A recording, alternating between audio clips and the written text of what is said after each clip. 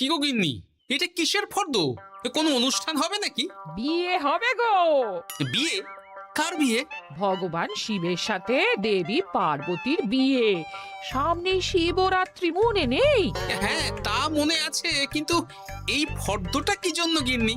আমি শিবরাত্রির দিন বিকেলে বাবার মাথায় দুধ ঢালতে যাব, তাই তোমাকে আগে থেকে লিখে দিলাম কি কি লাগবে। সব আগে আগে নিয়ে আসবে। হ্যাঁ, দেখি কি লেখা আছে। দুধ 1 সের, গঙ্গা জল, নারকেল, ঘি, মধু, দই, সন্দেশ, রসগোল্লা, আকন্দ ফুলের মালা, ধূপ, মোমবাতি, 108টা বেলপাতা, ধূত্র ফুল, নীলকণ্ঠ ফুল, লাল পাড় সাদা পাটের শাড়ি। ওরে বাবা, এত কিছু!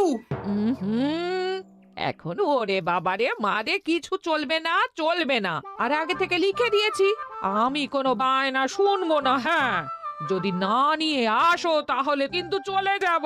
হ্যাঁ, বলি, শিবরাত্রির দিন তো মেয়েরা বাবার মাথায় দুধ জল ঢালে বাবার মতন স্বামীর কামনায়। তা আমি তোমার স্বামী তো উপস্থিত, তাই এত কিছু। তোমার মঙ্গল কামনায় গো। তুমি আর বাড়তি কথা বলবে না, যা বলেছি সেদিন নিয়ে আসবে। হ্যাঁ, বেশ বেশ, ঠিক আছে বাবা, ঠিক আছে। তাহলে আমি এখনই যাই, সব দোকানে দোকানে বায়না করে আসি।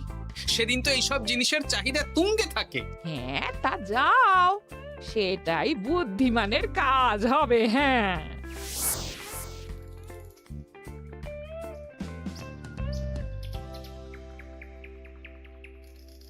আরে এই তো পুটির বাবা, সকালে রাজসভায় গিয়েছিলে কিন্তু তেমন কোনো কথা হলো না। হ্যাঁ গোপাল দাদা, এখন কি যে করি। ঠিক আছে ঠিক আছে, আমি দেখছি কি ব্যবস্থা করা যায়, বুঝলে। ঠিক আছে গোপাল দাদা, একটু দেখো, বুঝতেই তো পারছো অভাবের সংসার। হ্যাঁ হ্যাঁ, কোনো চিন্তা করো না।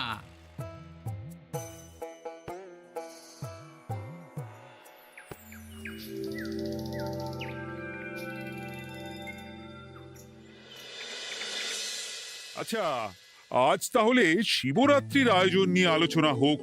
মহারাজ, এসব নিয়ে আপনি চিন্তা করবেন কেন? আরে আমার মতন একজন মন্ত্রী থাকতে আপনার মাথা ঘামানোর কোনো দরকারই নেই। না না মহারাজ, একদম মন্ত্রী মশাইকে দায়িত্ব দেবেন না। উনি প্রত্যেকবার দায়িত্ব নিয়ে সব তালগোল করে দেন, আর সব শেষে বলেন আমার ভুল হয়ে গেছে, আমাকে ছেড়ে দিন। এই গোপাল, গোপাল, একদম বাজে কথা বলবে না। আমি এখন ভালো হয়ে গেছি। ভালো না কালো? মহারাজ মহারাজ, আপনি আমাকে দায়িত্ব দিন, আমি সব সামলে দেব। সব কাজ সবাই মিলে করলেই তো ভালো। পুজো পাঠের দায়িত্ব আমার, বাকি আমি জানি না। সে ঠিক আছে, কিন্তু পুজোর জোগাড় অনেক দায়িত্ব, সব হিসেব করে কেনাকাটা করতে হয়। সবচেয়ে বড় ব্যাপার, তার জন্য সৎ হতে হয়। আমি কি অসৎ নাকি? আমি সব দায়িত্ব নেব। না, আমি নেব। আমি নেব। আমি। আহ, চুপ চুপ, একদম চুপ। গোপাল দায়িত্ব নেবে না মন্ত্রী, সেটা তো বিচার করতে হবে। কিভাবে বিচার করবেন মহারাজ? হ্যাঁ, একটা বুদ্ধির পরীক্ষা নেওয়া হবে। আমি এখন গোপালের চেয়ে অনেক বুদ্ধিমান হয়ে গেছি। তাহলে তো ভালো, তুমি গোপালের বুদ্ধির পরীক্ষা নাও। যদি গোপাল জিতে যায় তাহলে গোপালই দায়িত্ব পাবে, নইলে তুমি। ঠিক আছে, আমি এক্ষুনি প্রশ্ন করছি। হ্যাঁ হ্যাঁ, করুন করুন। হ্যাঁ, এমন কি জিনিস যা তুমি যতই খাও পেট ভরবে না? বাবা, মন্ত্রী কি প্রশ্ন করলে! গোপাল, বলো বলো বলো। এবার জমবে মজা। বেশ, তাহলে বলি। হ্যাঁ, বলো বলো। উত্তর হলো বাতাস। যতই খাও পেট ভরে না। গোপালের কি বুদ্ধি! ও মন্ত্রী মশাই, এই গোপাল তো প্রথম দানেই বাজিমাত করে দিল। হ্যাঁ, প্রথমটা তো সহজ ছিল। ঠিক আছে, এতই যদি বুদ্ধিমান হও তাহলে আরেকটা পরীক্ষা দাও। হ্যাঁ মন্ত্রী, বলো। এবার আপনারা একটু অপেক্ষা করুন, আমি আসছি।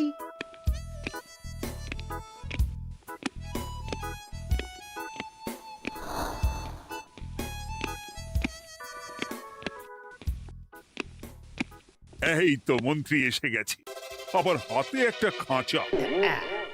এই নাও গোপাল, এই খাঁচায় একটি অদৃশ্য মুরগি আছে।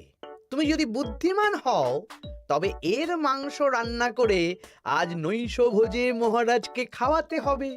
যদি না পারো, দায়িত্বের দও পাবে না। বেশ, তাহলে দিন, আমি রাতেই আসছি, রান্না করে নিয়ে আসছি। আপনারাও সবাই হাজির থাকবেন কিন্তু।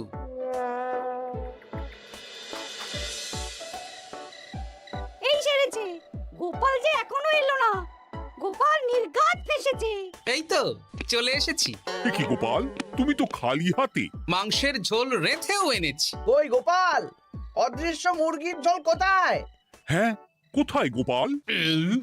আহা, মহারাজ, অমন সুস্বাদু মুরগি আমি আগে কখনো খাইনি। আমি সেটা রান্না করে রাজপ্রাসাদের প্রধান ফটকের বাইরে রেখে এসেছি। মস্করা হচ্ছে? চলুন তো গিয়ে দেখি। হ্যাঁ, চলো তো।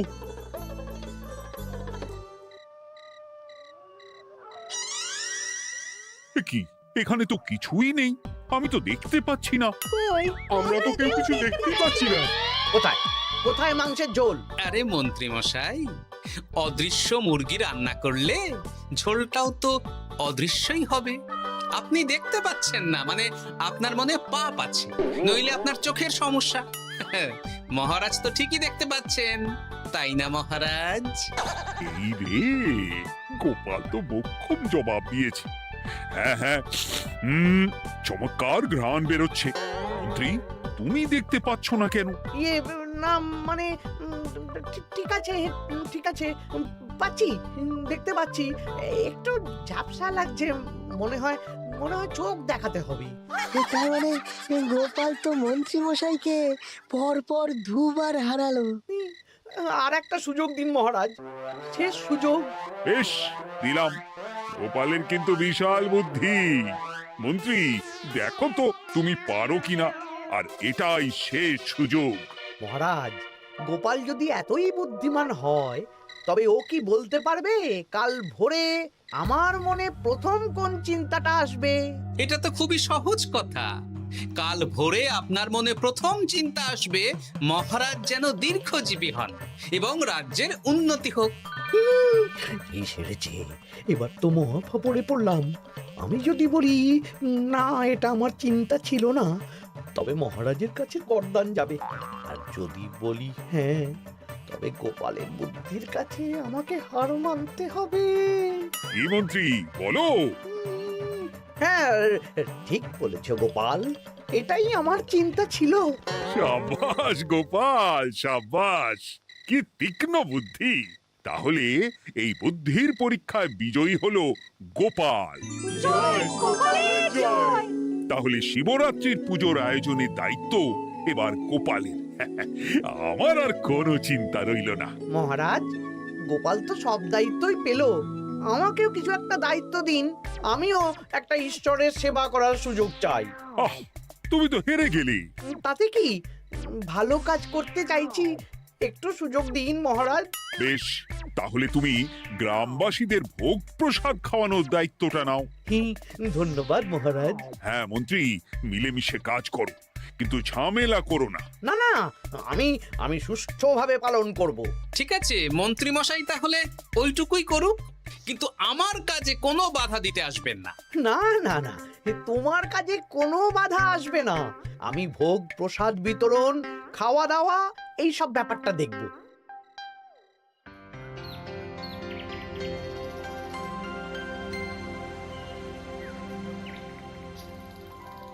বলুন মন্ত্রী মশাই, সকাল সকাল ডেকে পাঠালেন। শোন বটা ঘটা, এবারে শিবরাত্রি উপলক্ষে যে ভোগ প্রসাদ জনগণের উদ্দেশ্যে বিতরণ হবে, তার পুরো দায়িত্বই আমার। তাতে কি, মহারাজ আয়োজন করেন আর সব রাজ্যবাসী বিনামূল্যে খেয়ে যান। সেই প্রথা এতদিন চালু ছিল, কিন্তু এবার একটু অন্যরকম হবে। কিরকম কিরকম? তোরা দুজন আমার নাম করে সব গরিব প্রজাদের কাছ থেকে ভোগ খাওয়ার জন্য চাঁদা তুলবি। শিব পুজোর চাঁদা? হ্যাঁ দাদা, ইয়ে না মানে ঘটা, খুব সামান্য। বাড়ি আর দোকানগুলোয় যাবি আর মাথা পিছু 1 আনা করে তুলবি, কেমন? বেশ, তারপর? তারপর বলবি ঢালাও খাওয়ানো হবে, এলাহি আয়োজন। আচ্ছা, ঠিক আছে। তবে ভুল করেও কোনো রাজসভাসদদের বাড়ি থেকে বা মান্যিগণ্যি লোকের বাড়ি থেকে এই চাঁদা তুলিস না যেন। না না, বুঝতে পেরেছি, তুলবো না। বলবি সারা রাত পুজো হবে, পরের দিন সকালে হবে প্রসাদ বিতরণ। কেমন?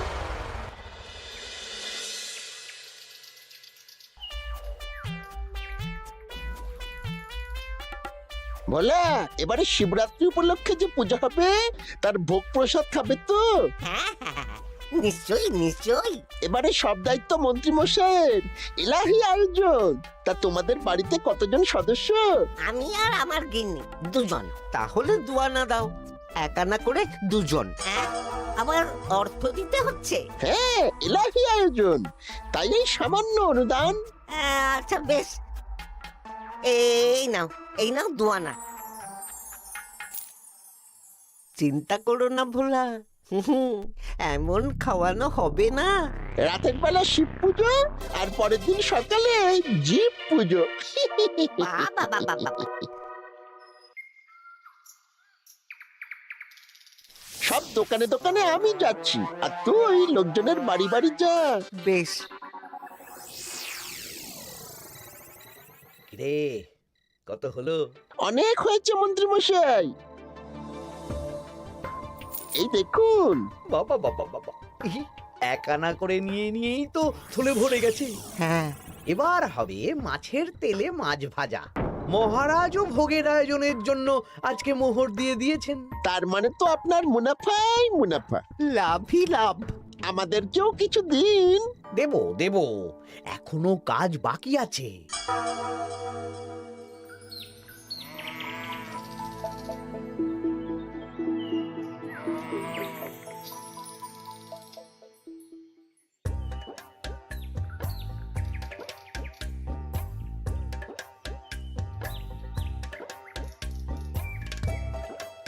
আরে আরে গোপাল দাদা যে, এত কিছু কি নিয়ে যাচ্ছ?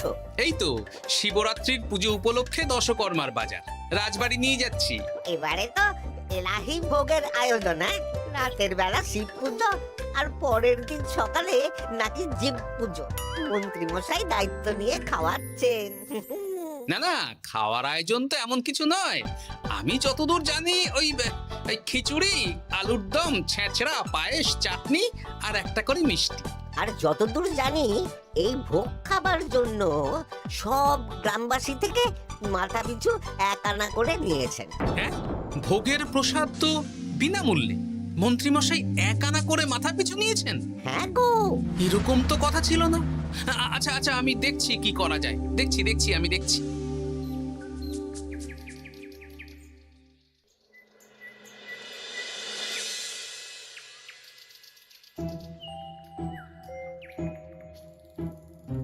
ভায়া, বলছি তোমার কাছে মন্ত্রীমশাই এসেছিলেন? হ্যাঁ, চালের বায়না করে গেলেন। তা কি চালের বায়না করলেন? খুবই সাধারণ চাল, আমার দোকানে সবচেয়ে কম দামি চাল বলতে পারো। সে চাল তো আমি পুজোর দিন পাঠিয়ে দেব বলেছি। আচ্ছা, কেনাকাটার রসিদপত্র? না না, সেসব হয়নি, শেষে দেব। শোনো, মহারাজের আদেশ, মন্ত্রীমশাই যে চাল বলেছেন তার থেকে 5 গুণ উৎকৃষ্ট মানের চাল দেওয়া চাই। যে চাল রাজা বাদশারাও খুব কম খান, সবচেয়ে দামি চাল। আচ্ছা, আর ডাল? ওটাও 1 নম্বর মানের সোনামুখ দেবে। বেশ। মন্ত্রীমশাই যা যা বায়না দিয়েছেন পরিমাণ এক থাকবে, শুধু জিনিসপত্রের মান বাড়বে। ঠিক আছে? আচ্ছা ঠিক আছে। আর একথা মন্ত্রীমশাইকে জানানোর দরকার নেই, শুধু মোহরটা ওনার কাছ থেকে আদায় করে নিন। যেদিন খাওয়ানো হবে সেদিন বিকেলে যাবে, মানে শিবরাত্রির পরের দিন বিকেল। বেশ।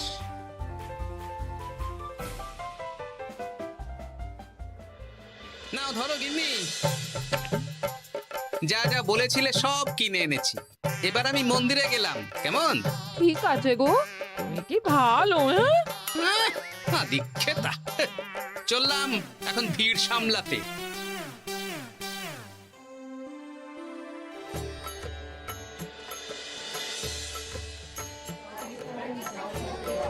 একটু সারিবদ্ধভাবে দাঁড়ান, আপনারও সুযোগ আসবে।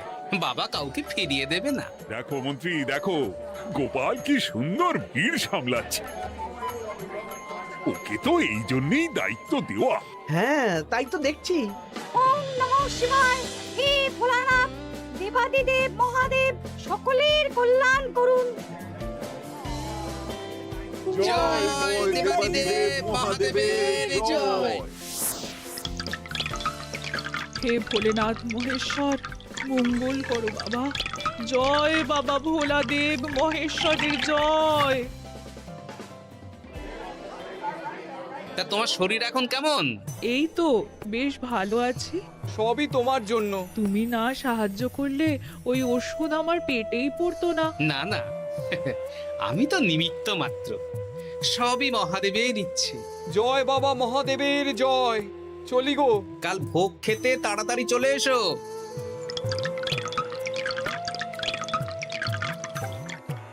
জয় দেবাদিদেব মহাদেবের জয়।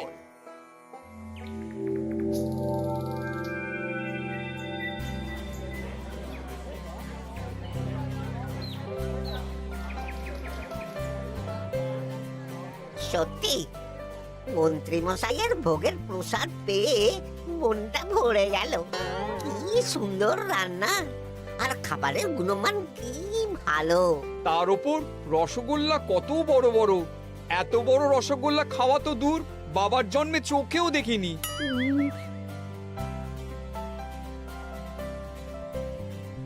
এই সেরেছে।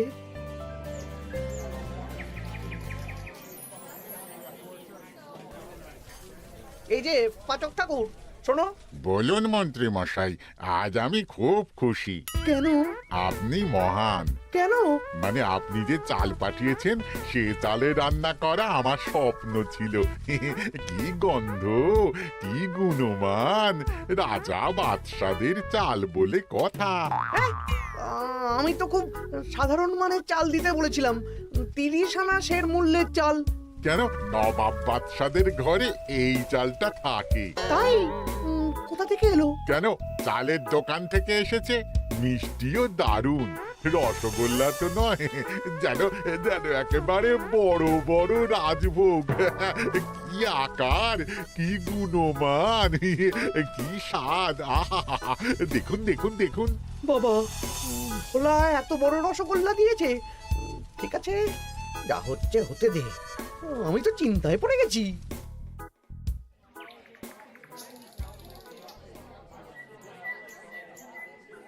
মন্ত্রী, তুমি কি করেছো? তোমার নামে তো সবাই সুখ্যাতি করছে। না না, এই আর কি। আমি যা অর্থ দিয়েছি এই আয়োজনের জন্য তো তার চেয়ে 5 গুণ বেশি মোহর লাগবে, কিন্তু তুমি কি করে করলে? মন্ত্রীমশাই সত্যিই ভালো হয়ে গেছেন। দেখো গোপাল, দেখো মন্ত্রী সত্যি বদলে গেছেন। সবই তো জনগণের সেবার জন্য। কে জানে বাবা, কি গড়বড় হয়ে গেল।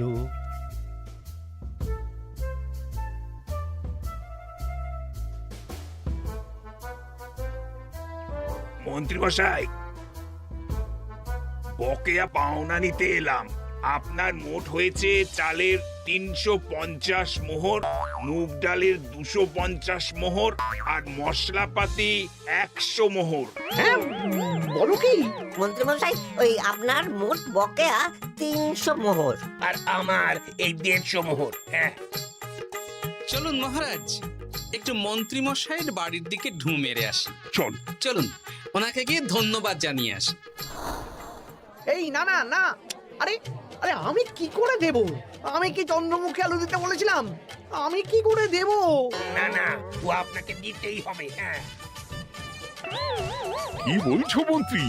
তুমি এত ভালো কাজ করেছো, এত বড় মুখ করে সকালে বললে যে সবই জনগণের সেবার জন্য। আরে আমি কিভাবে জানবো যে এত খরচ হয়ে যাবে? কেন মন্ত্রীমশাই, আপনি তো গ্রামবাসীদের থেকে অর্থ নিয়েছেন, মাথা পিছু 1 আনা করে। হ্যাঁ, মানে এসব তো কথা ছিল না। এই সেরেছে, গোপাল কি করে জেনে গেল? এসব কথা কি আর চাপা থাকে? আর সেই জন্যই তো আপনি ভালো মানের খাবার খাইয়েছেন। সত্যি তো, যে মানের খাবার খাওয়ানো হয়েছে তা কৃষ্ণনগর কেন, আশেপাশের কয়েকটা নগরের লোকও এই জিনিস চোখে দেখেনি, আর তাই তুমি অর্থ আদায় করেছো। না মানে, আমি বুঝতে পারছি না, আমার অনুমতি ছাড়া এগুলো হলো কি করে? মন্ত্রী মশাই, বকেয়া পাওনা দিন, নইলে খারাপ হয়ে যাবে বলে দিচ্ছি। হয়ে গেল, আমি ভিখারি হয়ে গেলাম। অগিন্নি, মোহরের থলেগুলো নিয়ে এসো, গয়নাগাটি নিয়ে এসো। আমাকে পথে বসিয়ে দিল। কে কে আমার এত বড় সর্বনাশ করলো? আমি মন্ত্রী মশাই, আমি। আপনি যখন চাঁদা তুলে ভালো খাওয়াতে চাইছেন, তাই সবচেয়ে ভালো খাওয়ানোর ব্যবস্থা করে দিলাম, তাও আবার আপনার ঘাড় ভেঙে। আমার সর্বনাশ হয়ে গেল।